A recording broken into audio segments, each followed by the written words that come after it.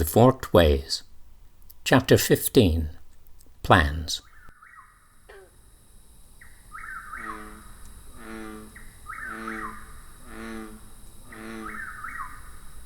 When Fletch returned home, he found his father and Betsy Weathers talking in the parlor.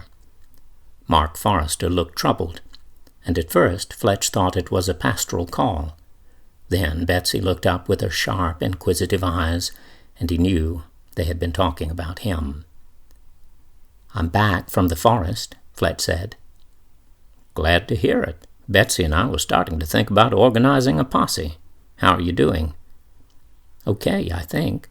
Better than before I left. How's Silver?" "He telephoned early this afternoon. Doc Merritt let him out of bed this morning, and he should be back to school on Monday. He was worried about you. You ought to call and let him know you're okay." Elizabeth Kendall answered on the second ring, and a moment later Silver's voice came over the receiver, bright and welcoming. "Hey, I heard you've been laying out of school." "Well, I figured since you got to take a vacation, I deserved a day or two of my own." "Did you camp in the clearing?" "No, but I spent a lot of time there."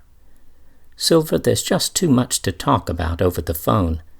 Some really scary things happened. I need to see you. I've missed you." "It's hard for me to drive, but my mother could bring me over after you get out of school tomorrow." "That'd be great if she doesn't mind, and if you feel up to it." "I'm up to it. Now that we know where the 4 sites are, I'm going to try working against the WOG." Though he was curious about Silver's plans, Fletch had deep misgivings. He was only beginning to understand the nature of the wolf, but he was sure it wouldn't be easy to destroy.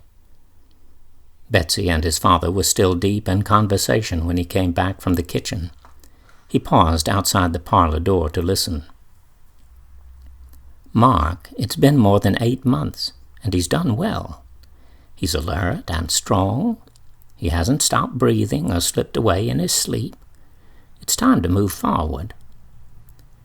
"Betsy, I just want him to have a normal life. He's too young for this." "I know you're afraid, Mark, but we can't afford to wait. It's getting dark fast around here. Silver's accident, that child's skeleton in the wall, then this horrible business with Susanna. My sight is clouded too much of the time, and evil things escape me. It's going to get worse, and I'm going to get weaker, and sooner or later I'm going to die. Without a paraclete there won't even be an assembly. It will break up and fall apart." Mark shook his head. "Betsy, you can't seriously believe that." They looked up and noticed Fletch in the doorway. "What's going on?" he asked uneasily. His father sighed. "We're having a bit of a disagreement." Betsy stood up. "Fletch Forrester, your father is a wise and good man. You just give him time. When he's ready, he'll talk to you about these things." "Did something happen to Susanna? Is she okay?" His father's mouth tightened. "She was badly frightened. Doc and Callie are still piecing things together, but I'm afraid someone may have tried to abduct her." "Your father and I just came from the mill," Betsy told him. "Susanna will be all right. I'm sure by tomorrow we'll understand things better." Stopped breathing? Slipped away in his sleep? Fletch knew better than to push them for further answers. His father and Betsy prayed together, and then Mark drove her home. Left alone in the house, Fletch gathered his courage and went down into the cellar. There were several boxes he had never moved up to his room, and one of them contained the picture books he had last looked through when they were first moving in. He found a copy of The 3 Little Pigs, and turned to the last few pages, where the 3rd little pig succeeded in outsmarting the wicked old wolf. The wolf was climbing the roof, preparing to come down the chimney right into the middle of the neat brick house. The little pig stood by the hearth, holding the lid to a big black kettle, which was wreathed in fire and smoke. The wolf was climbing in. The kettle was waiting, and the pig was holding the lid, and he was smiling. The little pig's face reminded Fletch of the faces of angels in medieval paintings, the angels who, without anger and without mercy, cast the souls of the damned into hell. The book was damp and smelled of decay. If he left the box down here much longer, everything in it would be ruined. He glanced toward the gap in the back wall of the cellar, wondering if Jarrett Harbor's ghost might be hiding there. The wolf devoured souls, Silver had said, and Fletch didn't doubt the possibility. How many people had fought it and lost? He went back to the coal cellar and looked in. At the far end, a boy in overalls lay on the brick floor. He was on his knees, doubled over, so that his forehead rested on the floor. He did not move, seemed incapable of movement, and Fletch felt very little fear. Jarrett couldn't hurt him, at least not at the moment. He knew if he tried to touch him, he would find nothing but an intricately crafted net of cobwebs and matted dust. Quietly, he went back into the main room of the cellar and carried the box of books up to his room.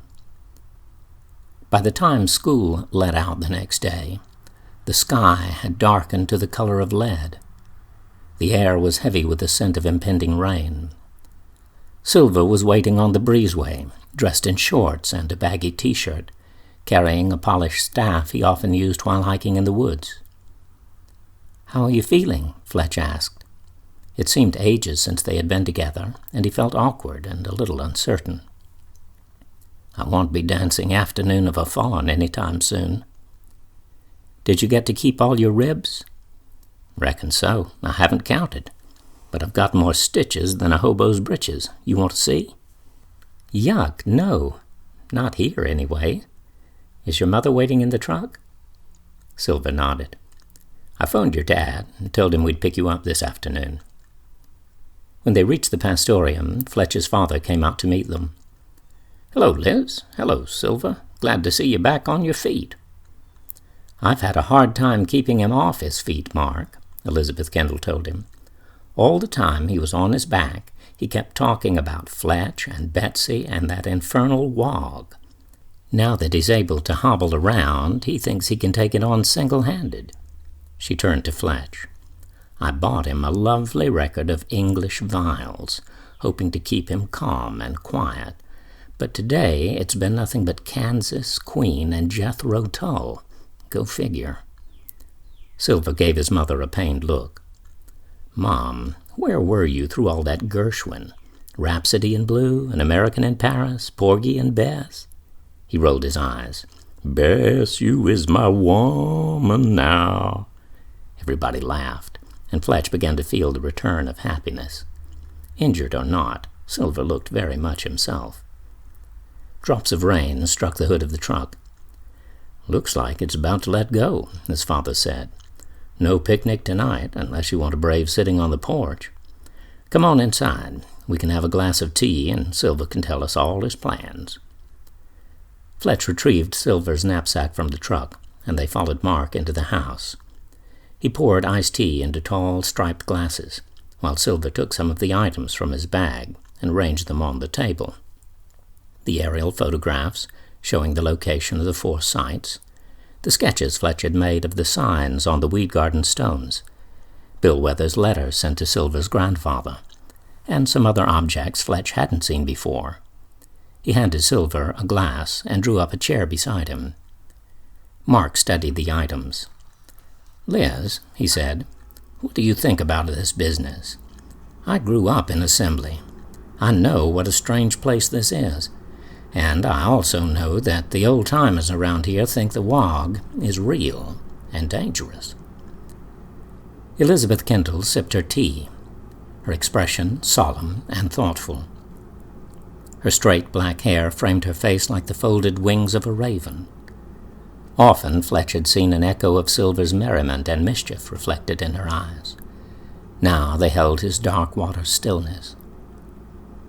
"I don't think it's an animal," she said at last. "It has a different kind of life. But I'm sure it's both real and dangerous." Mark picked up Bill Weathers' letter and read it through. "Well," he said with a sigh, "we know one thing. We're involved in something that's been going on for longer than anyone can remember." "Look," Silver spoke up. "Bill Weathers had a dream in which the spirits of the swamp told him how the Wog could be defeated. That's the part of the letter that seems most important to what I want to do." Fletch's father glanced at the handwritten pages and found the passage Silver had described. "The Wog could be bound by the power of 4 holy places, and by iron in the hands of a friend of God."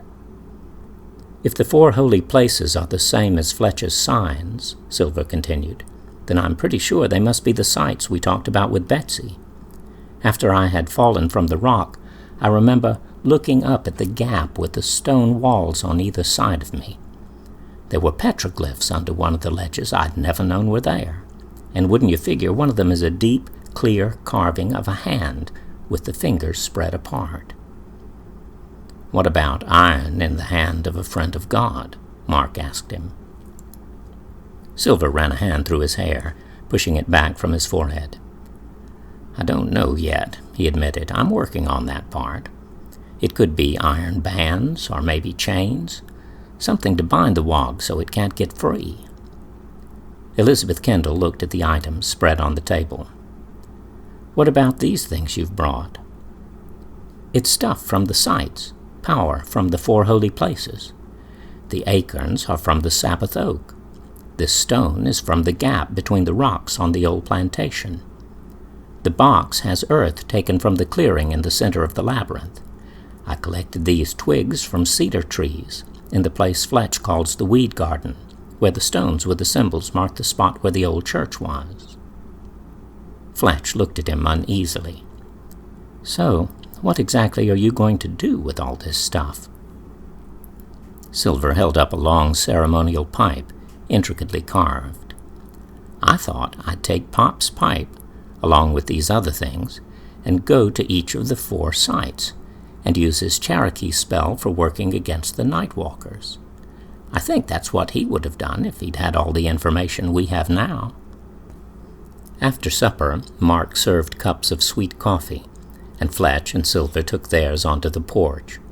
Rain dripped from the eaves, forming a puddle which shimmered and shivered on the surface of the porch railing.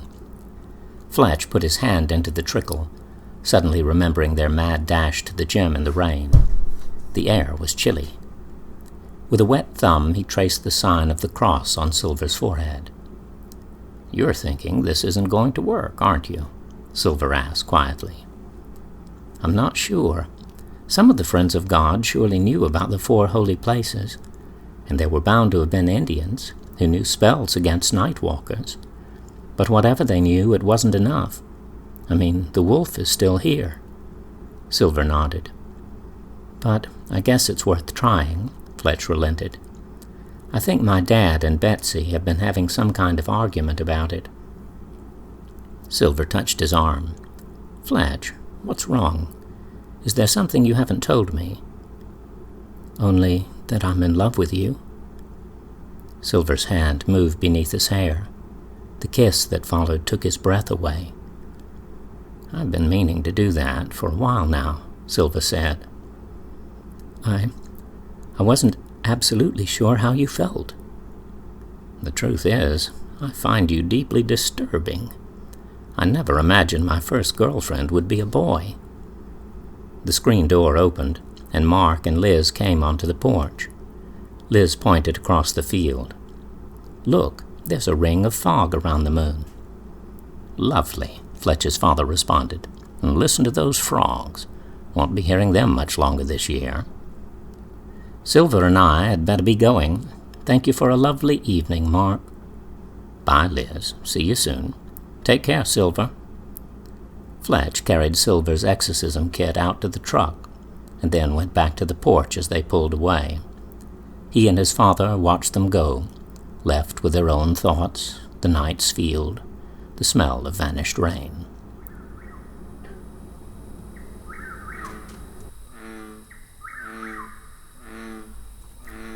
Statistics. Doc Merritt stared at the book on the desk in front of him.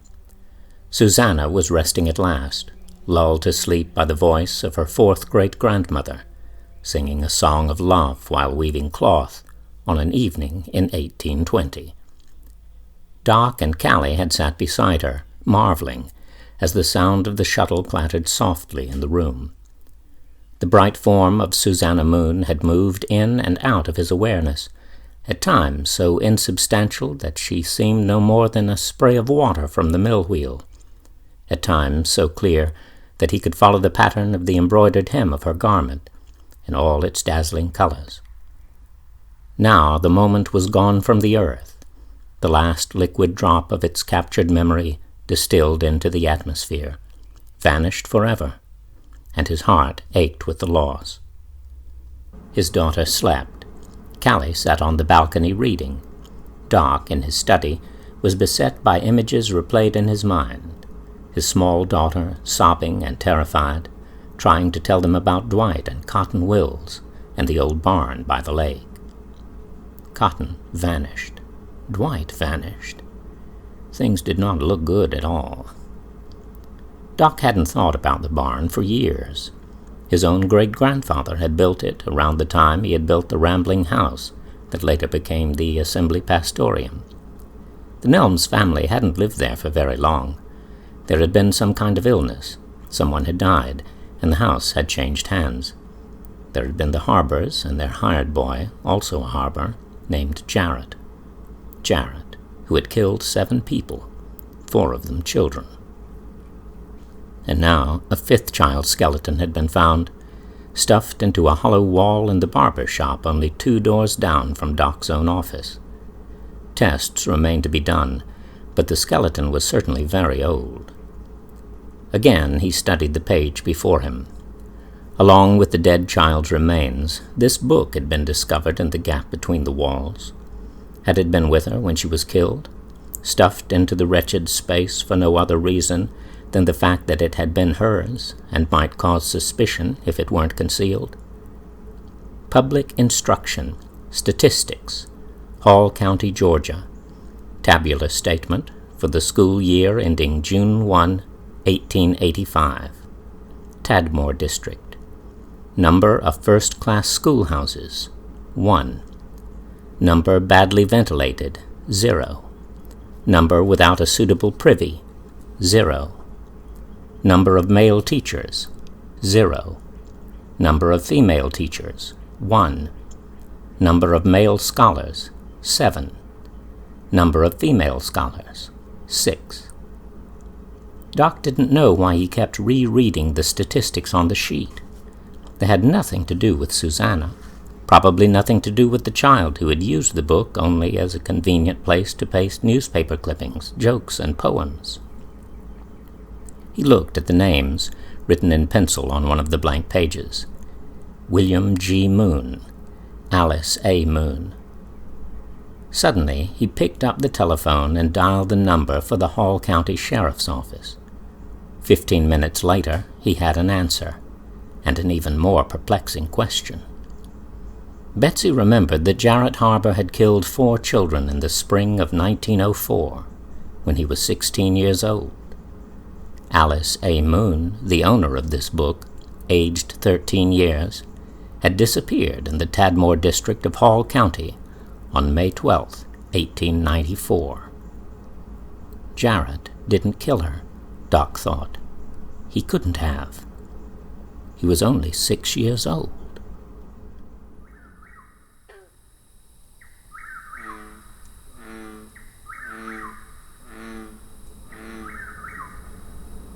There have been others. Betsy Weathers unwrapped one of the memory boxes and placed it on the kitchen table.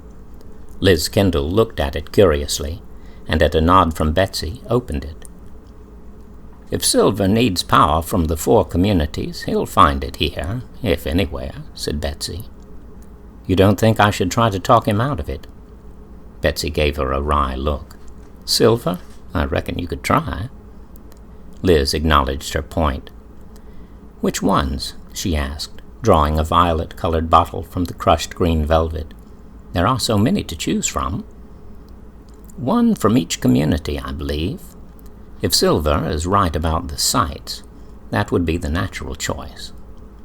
She took the bottle that Liz had drawn from the case. This one. Song of a Lark, Saul's Ward, Spring, 1918. It's the sound of a bird in the hedgerow along Well Creek Lane. What are you choosing from Oakhallow? Betsy handed her a bottle with the label Castaway Falls, Oakhallow, Autumn, 1965. The falls, Liz said softly. I used to go there to be alone. The mist and spray made rainbows. Betsy set 2 other bottles on the table. Bell for Vespers, Pentadactylo, Autumn, 1943. Gospel Singing, Assembly, Summer, 1957. Moments caught in time, Betsy explained. None require attention, but they will give strength to whatever Silver means to do. These are the 4 I used with Fletch. Betsy, are you sure it's okay for Silver and Fletch to try this? Do you mean, is it safe? No, it's very dangerous, Betsy admitted. I'm worried about them. That thing in the swamp is not to be trifled with. Bill and your father were fascinated by it, but they thought of it differently. Bill always talked about it as if it was something like the memories in these bottles, something you could see, but it was never quite physically present. Your daddy, on the other hand, thought it was a night walker, some kind of vampire or evil spirit, a creature that could think and move about. Liz looked at the old woman curiously. What do you think it is? I've thought about it in different ways through the years. I think it's bound here. It isn't able to move far from that place in the swamp. It seems to have awareness and a kind of will, but no real life of its own. It feeds on others to grow stronger, perhaps even possesses them.